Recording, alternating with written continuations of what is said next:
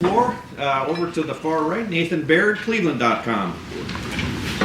Ryan, it's not, I guess, necessarily that Kyle has had protection issues like chronically, but there were a couple of instances last week with the fumble and the grounding call, and there's been a couple other plays like that. I guess just how are you counseling him right now through those situations as I guess he continues to grow in the way that he anticipates those pressure situations in reset? Yeah, the number one most important thing is the football, and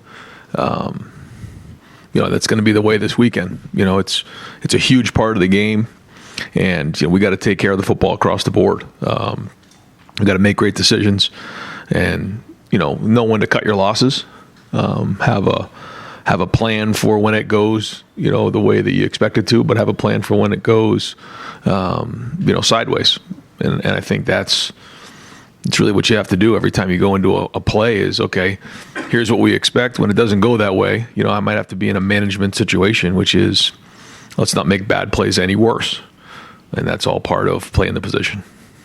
Obviously would have been part of the planning and everything last year for a game like this. When you're seeing a team like this for the second time, are you building off of concepts and stuff that he would have already maybe been familiar with going into a week like this?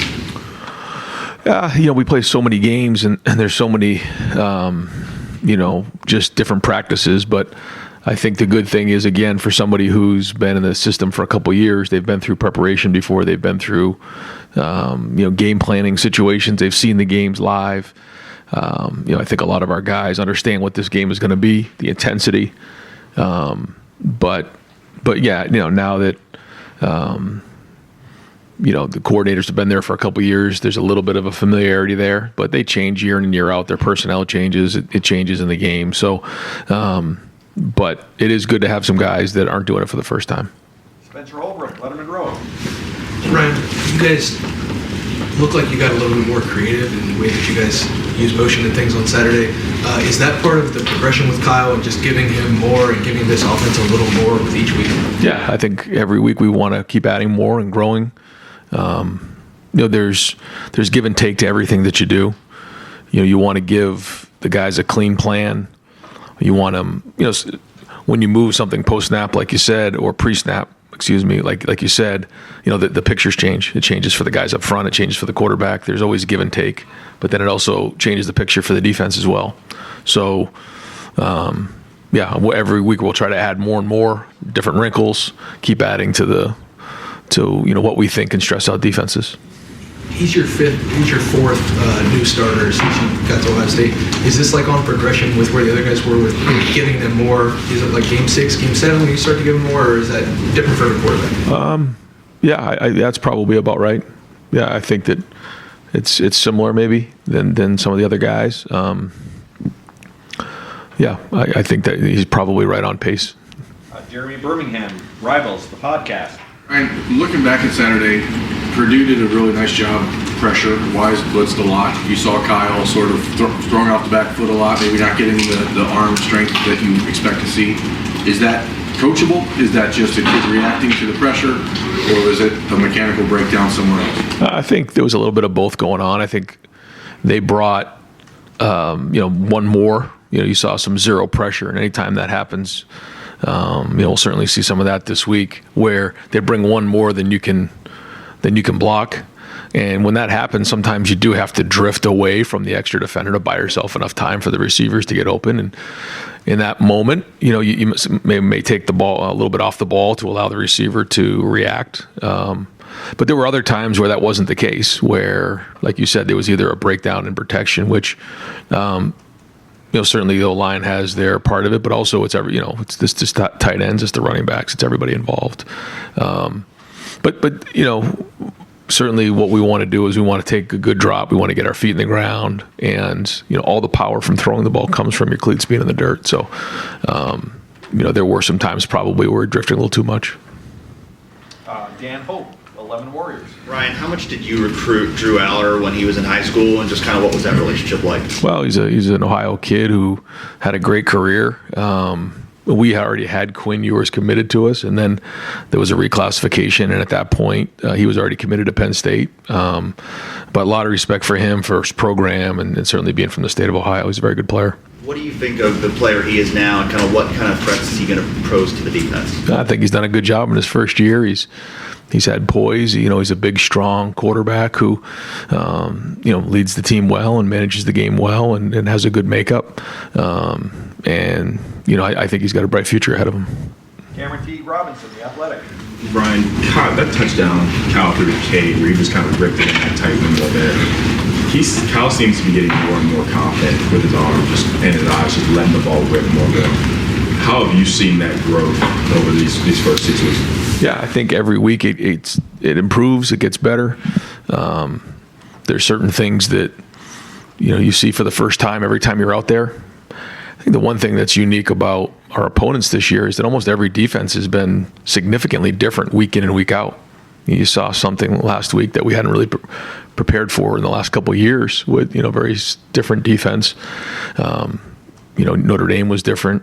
Maryland was very different. Each week, the fronts are different, the coverages are different. So it's great learning for all of our guys to be able to identify what they're up against, learn from it, and then grow. Have a quarterback like that who's gaining that confidence and just trusting his arm and his eyes more. What's that conversation like with him as you try to add more to his play? Yeah, I think you're trying to build the confidence up, and you're trying to, challenge, everybody, but certainly, Kyle to grow in certain areas, and he's responded well to that. I think, he's responded well to the challenges. I mean, this challenge that we have this week is going to be a big one. I mean, this is a very good team, very good defense. Certainly well documented that they're the best defense in the country statistically. Have a lot of guys returning off of last year's team, so he knows we got to have a great week, and that's for everybody on the team. We got to have a great week of preparation, obviously. Tony Girdman, Buckeye Huddle. Ryan, how can you tell you're facing a great defense if they haven't faced any top offenses? Well, you know what they are coming off of last year. They're a very, very good defense, and you can see the turnovers they're creating, and they played against some solid teams. It's not like they haven't played against anybody. They played against some Big Ten teams, and you can just see the one-on-one matchups. And then also, like you said, coming off of last year. I mean, these guys have played before, and some veteran guys on that side of the ball. So I mean, they're a very good defense. And they've created some turnovers this year, a bunch of interceptions against Illinois. How much do you talk to Kyle about that this week? Is it more than any other week, or the same as it always is? Just like every week.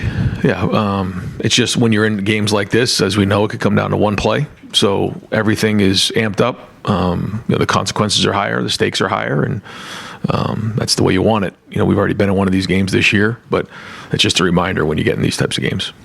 Dave Biddle, 24/7 Sports. Dallan Hayden got his first extended action. What did you see out of him that you liked? Yeah, I thought when the ball was in his hand, he did some really good things. I thought our O-line opened up some better holes, but Dallan ran hard as well. I thought once he got through the line of scrimmage, he got up to the safeties, and one run in particular, he really lowered his shoulder and ran the safety over, which I think he's number 31 for Purdue's a really good young safety, and he finished that run really well. So that was probably his best run, but you saw his feet move in the hole. And that was great, especially for somebody who hasn't really played this year. He seems like one of those guys when the lights come on, he always performs, like going back to the Maryland game last year against Purdue. Is there something holding him back in practice? Maybe that he's not doing well? No, I think, again, that the best thing that Dallan does is when the ball's in his hand. He does a nice job with that. I mean, there's certainly more to it than that, but we're happy with how he played on Saturday. Over to the right, Dom Taveri, WBNS. Coach, I don't know what you can get into. How healthy are you guys? Any word on Trey, Mayan, and Mecca? Yeah, I'm not going to get into all those guys, but hopeful that we'll have all those guys back for Saturday. The other thing, you know what it's like playing over there, noon kick here. Just what's your message to the fans coming this week? Yeah, well, I think the first thing is, I know I talked to Gene about this, and one of the biggest things that he mentioned to me was getting everybody, in the stadium early. We want to do that. We've done that in the past, just to set the tone. But this is one of those games that, we've got to really create a hostile environment for Penn State, in particular their offense. When we're really loud in the stadium, anytime that their offense has the ball, it makes it very difficult to operate. The communication, the snap count, all of those things. And so the louder we can be, it doesn't matter whether it's third down, red zone, short yardage. If they're operating and they're on the field, the louder we can be, the more hostile that we can be, advantage Buckeyes. So that's really one of the things this week that I'll be talking about, because this is a big game, but we got them here in the shoe, and let's make it as loud as we possibly can. Clay Hall, WSYX. When you're facing a defense like this, they're number one in a couple of categories, number two in another. Are you trying to find, is there a weakness to find, or that's not going to happen? Or when you sit around that table, somebody says, hey, I think we ought to, I've just noticed they don't do this well. I mean, has that moment happened, or that's not going to happen this week? I think the first thing anytime you're looking at a game plan, you look at the personnel, and then you look at the scheme, and you try to do the best you can based on the personnel you have, based on the personnel that they have. What gives our guys the best chance to be successful, to move the ball down the field and score touchdowns. There's a lot that comes with that. Certainly there's the schematics of it all. It's also what your team knows, what your team has practiced. There's also things that will come into the game plan that, are specific to your opponent. That's not any different this week than any other week, but there's a lot of hours spent in those meeting rooms going through that to make sure that, our players are playing fast. And I think that's important for coaches to, give them a clean plan, not to put too much on them. You don't want them thinking too much. You want them playing fast. Austin Ward, the podcast, Rivals. Ryan, I know you'd never use an injury for an excuse for a game, because you probably knew you weren't going to have a Mecca on Saturday, but how much do you feel that in a game, considering all the different ways that you can use a Mecca, and maybe some of the creative stuff that we saw, maybe with Xavier specifically, how much of that is just a product of not having a Mecca? Well, yeah, Mecca, we all know the production that Mecca's had and the impact that he's had on our offense the last couple of years. And anytime you don't have somebody like that, it does affect your offense for sure. We do have great depth. When we lost Chip, we did get, we didn't panic, but it was concerning, because now you've lost three of your starting running backs, and three of your top running backs. And the great news was Dallan was able to step up in a big way. Xavier was able to step up in a big way. I thought Xavier, graded out a champion. He played well in a lot of areas. He's very versatile for us. You saw him doing a lot of things, running the ball, catching, blocking. And, when you have veteran guys like that who can do many things, you do have to get creative. You have to figure out ways to kind of make it work, because ultimately nobody cares. You got to figure out a way to get it done. What is it about Xavier that allows you to use him in such a variety of ways? I think the first thing is he became a great special teams player over his career here. So he's a really good football player fundamentally. The second thing is he played running back. He actually played cornerback for a little time here, and he's played receiver. So he's able to do many things. He can be physical and block because he's learned how to play special teams. He can carry the ball. He can run routes. And when you do that and you have that skill set, you're a real weapon. Stephen Means, Cleveland.com. With the situation that's going on with Chip Trey in mind right now, I know you guys wanted to redshirt him, but given the way he performed last week, but also what's going on with that room, has that decision changed at all, whether or not you guys redshirt him this year? I mean, we're still going to do what we think is best to win every game, and it was great to see Dallan run out there and play well in the game. So, when that decision has to be made, we'll make that decision. That decision doesn't have to be made right now, because we still have a little bit more wiggle room, but if it comes down to winning games, then certainly, we'll sit down with Dallan and make sure we're all on the same page. But I know Dallan wants to play, and Dallan wants to do what's best for himself, but also for Ohio State. For us on the outside, when we see Dallan run, whether it's last year or on Saturday, it seems like he's hitting holes, reading it the right way. But sometimes the way you have talked about him in the past, you bring up stuff like the ball security, maybe the pass pro. Is he still developing those areas, and is the ball security an issue in practice? Because we haven't necessarily seen it. No. I think, like you said, I mean, the number one job of a running back is to take care of the ball. I think you can check that box, for Dallan. So that's been great. And so, yeah, the more opportunities he gets, the better he's going to be. And so we'll see how this week shakes out. Steve Hellwagen, 24/7 Sports. Yeah, Coach, the Devin Brown package there on the goal line, the red zone, just what were your thoughts? Looked like you had it down there 3 times with him, and got 2 touchdowns and then had the ball knocked out the other time, which kind of predictable, I suppose, with a guy in a new situation. Just what were your thoughts about how that all played out? Is it here to stay? Yeah, I think when you get down into those type of situations, the numbers start to work against you on offense, and when you add the quarterback into it, it can change those numbers. But the great thing about Devin is that he can throw the ball well. You've seen the throw he made to Brandon at the end of the game. So he's not just a running quarterback. However, he is big, strong, and athletic and competitive. And so we, had been messing around a little bit with it, but felt like going into that game with the weather situation, at least the forecast about midweek, we can't get caught in a situation like we had in the past maybe. So that was part of it. And then we added that down in the red zone and felt like it was a good package schematically, and wanted to let Devin go and kind of get his feet wet in that area and flush out any possible mistakes that may happen. I thought he ran hard. I thought he competed. I think he, hopefully learned his lesson there on that one, but it certainly does give us a different wrinkle, and we'll continue to build on that package. Whitney Harding, WCMH. Ryan, you just mentioned the weather. It's going to be similar potentially this weekend. So how good is it what the guys showed at Purdue as far as short yardage, third down, that you might have to replicate a big time this weekend? Yeah, I mentioned it during the bye week. You're into October and November in the Big Ten, so it's gonna be at least 3 probably bad weather games, and so we got to handle it. So we'll practice in it this week if it shows up and be ready to go. But we got to be able to run our whole offense. We got to be able to run everything. But we'll always look for ways that we can adapt to the environment, adapt to the situation when appropriate. Yeah. Another interesting wrinkle you guys showed was a QB sneak, or tush push, whatever everybody wants to call it these days.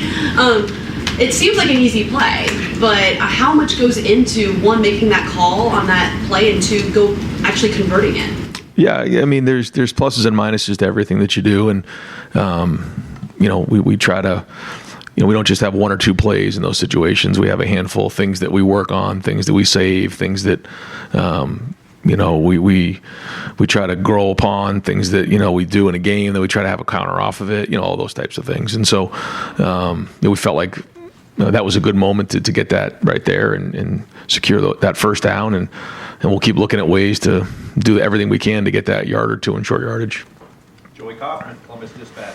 And just to follow up on Drew Aller's recruitment, you mentioned at the time Quinn reclassified, and then you looked at Drew and he was already committed to Penn State. Is recruiting a player in that situation kind of like trying to man the drive where you're backed up against your own goal line? I imagine it's difficult to really pull that off.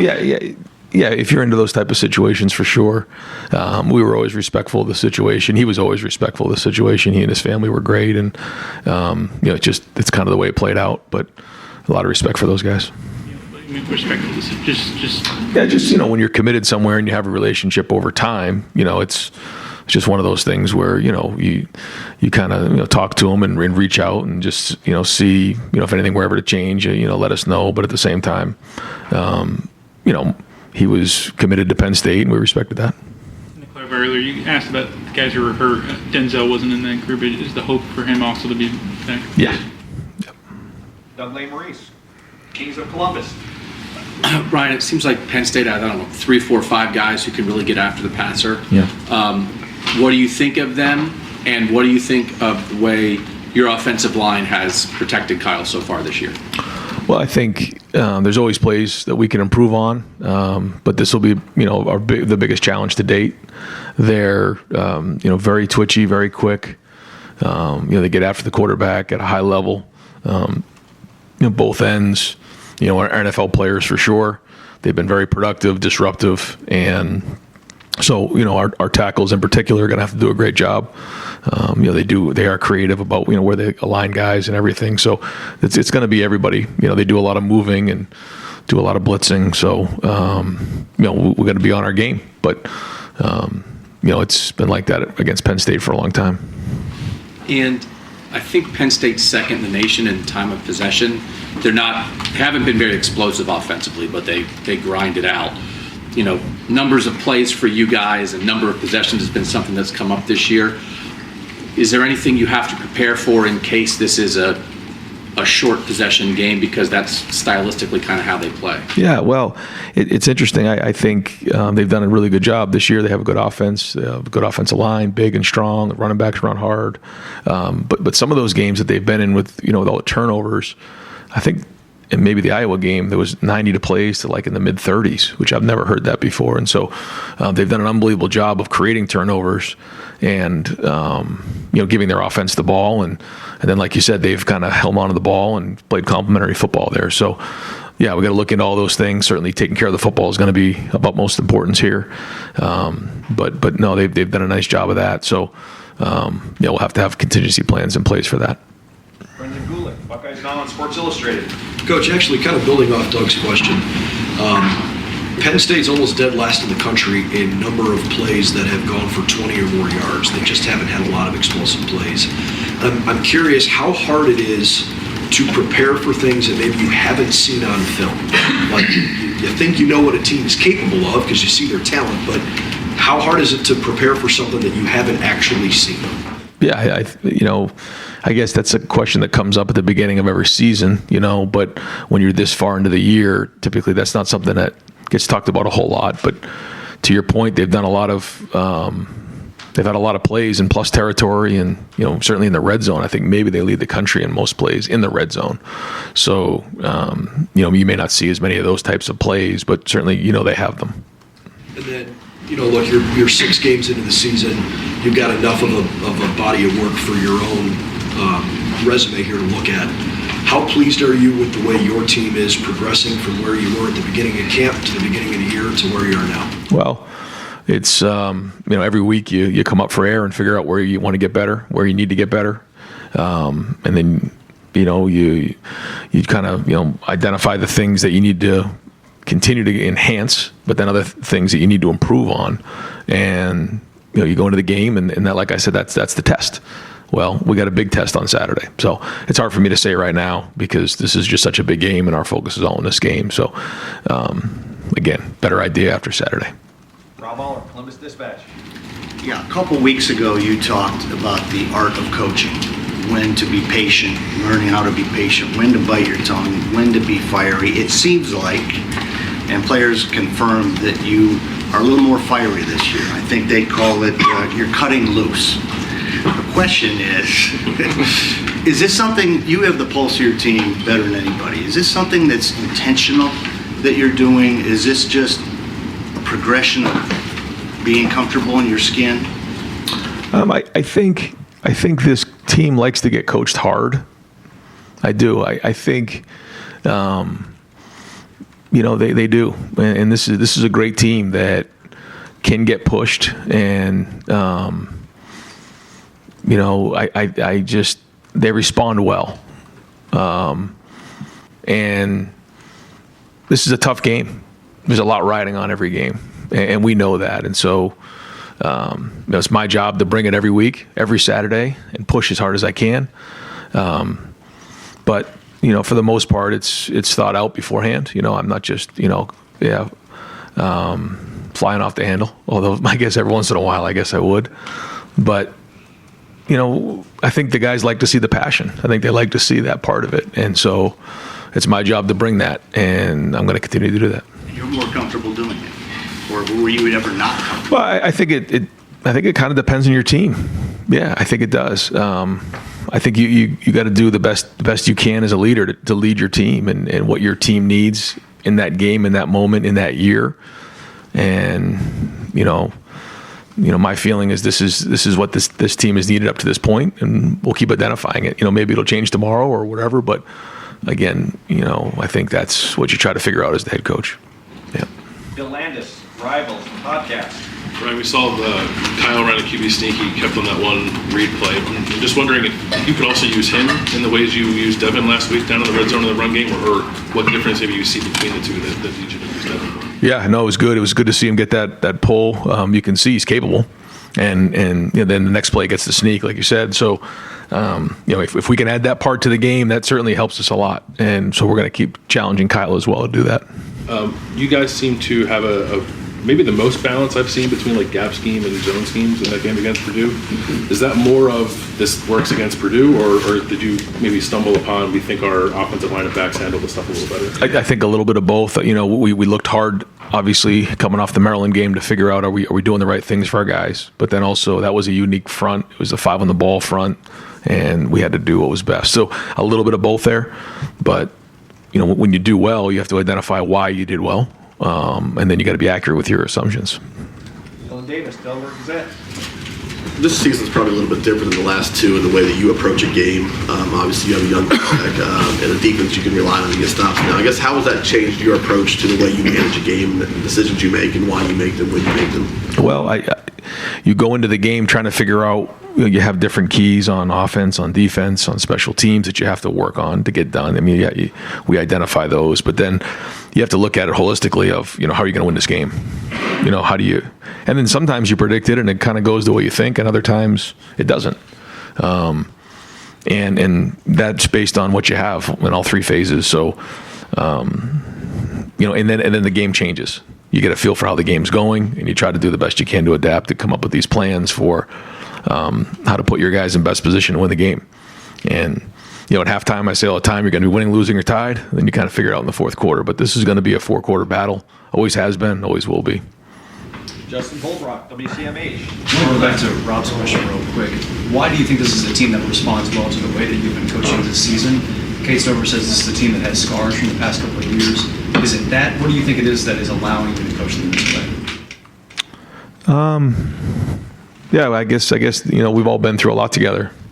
Yeah, so maybe that's it. But I don't know. I don't have my finger on it. Maybe I'll have an idea after the season. But we're just going to go hard. We know what it takes to win games. So we're going to go attack this thing as hard as we possibly can, and that's what we want. And I know that's what that's what we all want. That's what the fans want. Just to go as hard as we possibly can and swing as hard as we can. And again, that's what we're going to do on Saturday. But it starts with practice today. We got to have a really good, intense practice. We got to be flying around today.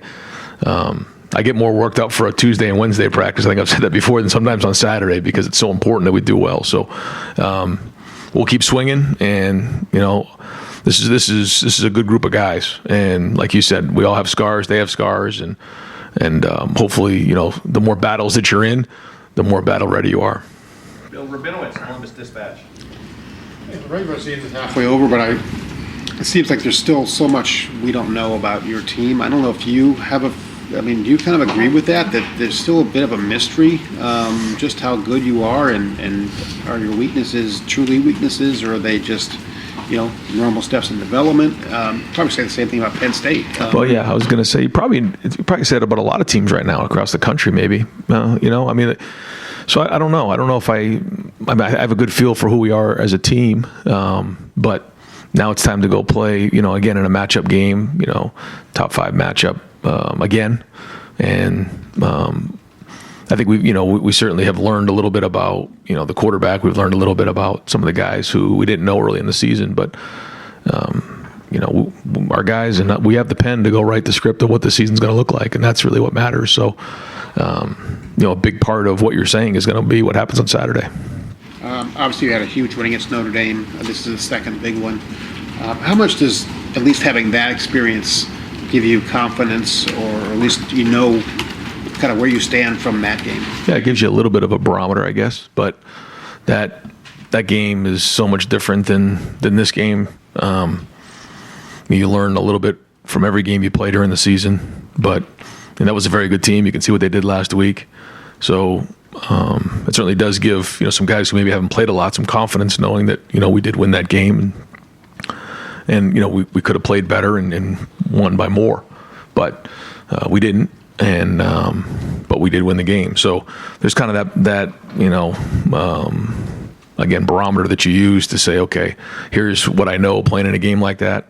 Here's what I know I got to do if I'm going to improve, because that was a couple weeks ago, and we need to be, much further along than we were at that game. And we'll wrap things up. Tim May. Yeah, Tim May. Show. Yeah, that's good. Appreciate it, Jerry. I got about 100 questions. I'll only ask 2. Dallan Hayden, for example, 4 running backs. You looked up last week, and he was your guy. my point is, going into a practice like this week where the other three guys were iffy for some reason or another last week, how do you apportion those reps in practice, knowing Dallan's ready to go? You know, I know you won't give me all the secrets. And then number two, do you focus more on what his shortcomings are, which look to be, for want of another term, pass pro? You know, he could be a little bit better in that. How do you kind of like manage that in a week like this of this importance? I think you take a look at how the week goes. I think, like you said, you spread some of the reps around, and then you come up for air at the end of the week and figure out, you know, where guys are at, how they looked in practice, and Like, does he get more reps this week because of that, you think? I think, you know, the guys who are out will still get, you know, just as many reps as well. I think you'll try to spread those around, and Tony always does a great job of that, which is why I think Dallan was ready to play in the game the way he did, because we do spread those reps around. And I know it's a question every preseason of, you know, how are you going to, you know, spread those reps around? And I always say, well, it's a long season, you know, and so that's kind of what happened there. But Dallan has been getting reps in practice, and so I think that's, you know, give Tony credit for that, getting him ready. Yeah, seemed to show up on Saturday, right? I think so. Yeah. And the other thing, with Devin Braden, you don't remember this, but I asked you about this like a long time ago, 5 or 6 years ago. When you put something in, you say it's very important, you touched on this a minute ago, to not just have that one play, but to have tangents off of that one play and stuff. And with Devin Brown, does it give you more confidence now? You know, obviously he learned from fumbling at the goal line. Does it give you more confidence now to go to that? You know, like much like Urban did with Tim Tebow, you know, way back when, you know, 2006. Yeah. No, I mean, that's why we did it, you know, to see what it looks like, put it on the field. You know, it's like one of those things, you just got to do it. And we did it. And, you know, we already worked through one of the issues, you know, and hopefully we're growing from that. But like you said, you know, then you build on it because it is different. It does give you a little bit of a different change of pace. And so, yeah. I mean, I liked the look in his eye. I liked his competitiveness. He's got to learn from that mistake. But other than that part of it, you know, I thought he handled the situation well. Thanks, man. You got it. Coach, thank you very much.